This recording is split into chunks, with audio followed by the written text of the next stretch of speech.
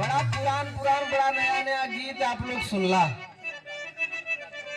वैसे भी हम बताइला कि पुरानी चीज में बड़ा दम होला। अरे वाह, कैसे भाई?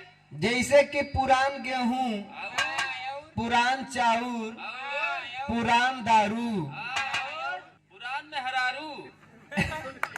पुरान मेहरारू से गलत अर्थ नहीं। घरे में बुढ़िया माई का रहल बहुत जरूरी है।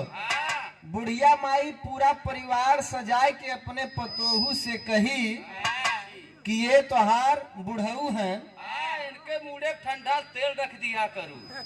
अच्छा तो तोर मेहरारू तोरे बाबू कपारे पे ठंडा तेल रखा था। हमार तो बियाह भाव भाई। देखा ये रमेश भाई, एक बिया ना भावा ना एक फर्स्ट हैंड मेहरारू मिले तो सेकेंड हैंड का खिलाई दे जाता है। सेकेंड लाइट हमारे बबुआ ही भरे खोए।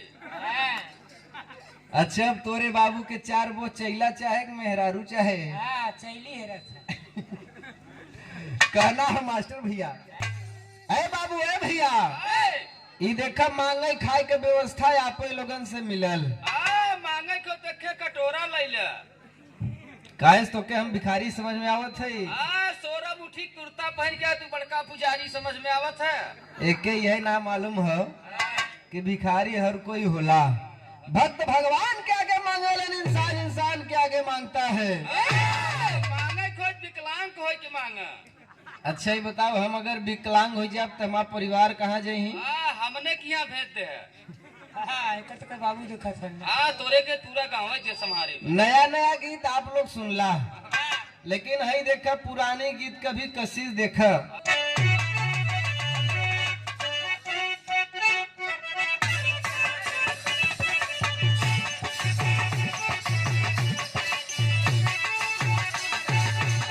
शारदा सिन्हा गीत के गवलन यही हमारे रमेश यादव जैसन भैया जैसन दिन रात काम में व्यस्त हुआ, घरे टाइम ना देता और रतिया टाइट भैल हो।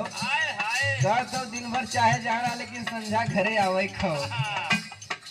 रमेश भैया के हमारा भौजाई समझावत हो, का समझावत हो?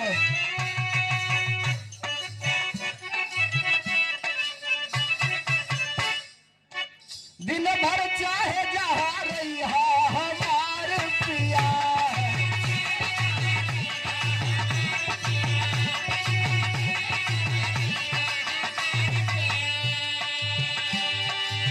दिन भर चाहे जहाँ रही हमार पिया, दिन भर चाहे जहाँ रही हमार पिया, रात के घर चली है हमार पिया।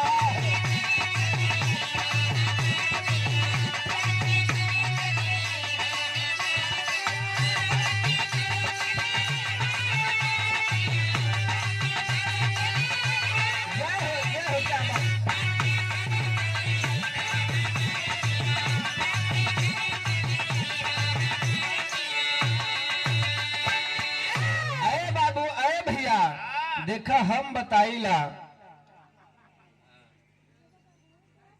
बताइला कि दारू पिए 3 फायदा। कवन कवन भाई? कबीर भाई, पहला फायदा कि तोहे कुकुर देखी तो भूकी न। और दूसर का फायदा कि तोहरे घरे में चोरी न होई। तीसर का फायदा कि तोहा बुढ़ाई न आई।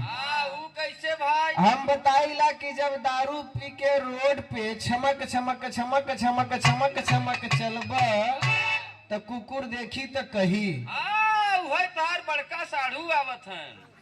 कुकुर कहे कि वही हमार बड़का साढ़ू आवत है, बिल्कुल न भूके। रास्ता छोड़ दे। दूसर का आपके घरे चोरी हलिए न होई कि जब गेहूं चाउर जमीन जायदाद कुल बेच के दारू पी जाइबा तब का चोर बोतल चुरावई आए तो रही है। तब का चोर बोतल चुरावई आए। तीसरा बुढ़ाई यह बदे न आई कि जब दारू पियत पियत पियत पियत पियत पियत पियत पियत पियत पियत जब जमाना विकेट गिर जाए बुढ़ाई कहाँ से है भाई? क्या बात है। इसलिए कहना हो तू बहुत चालाक मनई है, बड़का भैया पालागी। जुग जुग जिया मस्त रहा व्यस्त रहा तू पैसा सख्त रहा जुग जुग जिया जूता सिया पैसा पाओ दारू पिया जूता के ना किया चप्पले के ना बढ़ाए माँ भाई। इतना लंबा आशीर्वाद देता हूँ। हाँ करेजवा तहार गदगद हो जुआ हुई। रमेश भैया, राम कैलाश दादा जब बिरहा गावे है, चच्चा लोग बैठे लोगन सोचे थे 2 लाइन दद्दो वाली सुनाई दे। राम कैलाश दादा गीत के गा के गयन। हाँ तो तू कब जाबे? कहाँ रे? घरे कहत है भाई। हाँ हम सोचे थे अब ऊपर भेजत है का। हाँ आज नहीं काल जाबे।